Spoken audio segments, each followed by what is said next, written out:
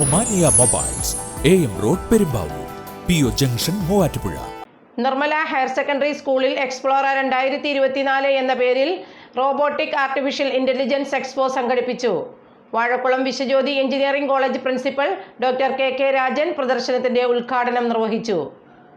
Muvattupuzha Nirmala higher secondary സ്കൂളിൽ എക്സ്പ്ലോറ 2024 എന്ന പേരിൽ റോബോട്ടിക് ആർട്ടിഫിഷ്യൽ ഇന്റലിജൻസ് എക്സ്പോ സംഘടിപ്പിച്ചു. മൂവാറ്റുപുഴ വിദ്യാഭ്യാസ ജില്ലയിൽ റോബോട്ടിക് ക്ലാസുകൾ ആരംഭിച്ച ബഹുമതി നിർമ്മല സ്കൂളിനാണ്. ഓഗസ്റ്റ് മാസത്തിൽ ക്ലാസുകൾ ആരംഭിച്ചിരുന്നു.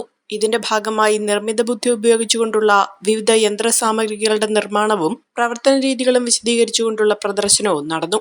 Virtual reality, robotic choice, sensors, ultrasonic sensor, നിർമ്മിത ബുദ്ധിയും അത് പ്രായോഗിക ജീവിതത്തിൽ കൊണ്ടുവരുന്ന മാറ്റങ്ങളും വിശദീകരിക്കാൻ ഉതകുന്ന ഉപകരണങ്ങൾ എന്നിവ പ്രദർശനത്തിൽ ഇടം പിടിച്ചു. കുട്ടികളെ വിവരസാങ്കേതിക വിദ്യ പ്രയോജനപ്പെടുത്തിക്കൊണ്ട് പുതിയ മാർഗങ്ങളിലേക്ക് നയിക്കുക എന്ന ഉദ്ദേശം വെച്ചുകൊണ്ടായിരുന്നു പ്രദർശനം.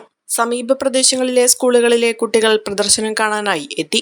പ്രദർശനത്തിന്റെ ഉദ്ഘാടനം Vazhakulam Viswajyothi engineering college principal doctor KK Rajan നിർവഹിച്ചു.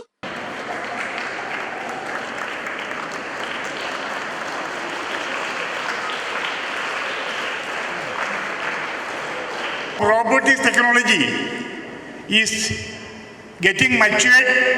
It has become rugged and robust.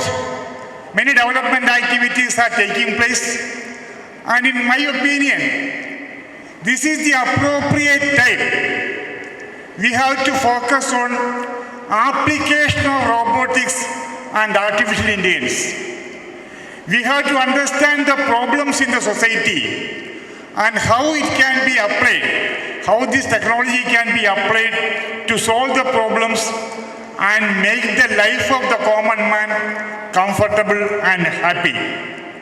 As all of you know, the application of robotics, manufacturing in industry, healthcare, healthcare from surgery onwards, robotic can participate along with the collaborative application of robotics in healthcare, agriculture, transportation, especially self-driving vehicles, self-driving cars, etc. will be very useful for the future. And the real-time logistics, construction, especially the civil engineering construction, education and entertainment, environmental monitoring and maintenance of huge buildings or large buildings, and many other activities where human approach is difficult and time-consuming.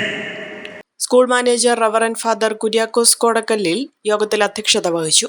School principal doctor Antony Puthenkulam, staff Mercy KP, vice principal Babu Joseph, മറ്റ് അധ്യാപകർ, വിദ്യാർത്ഥികൾ തുടങ്ങിയവർ ചടങ്ങിൽ പങ്കെടുത്തു.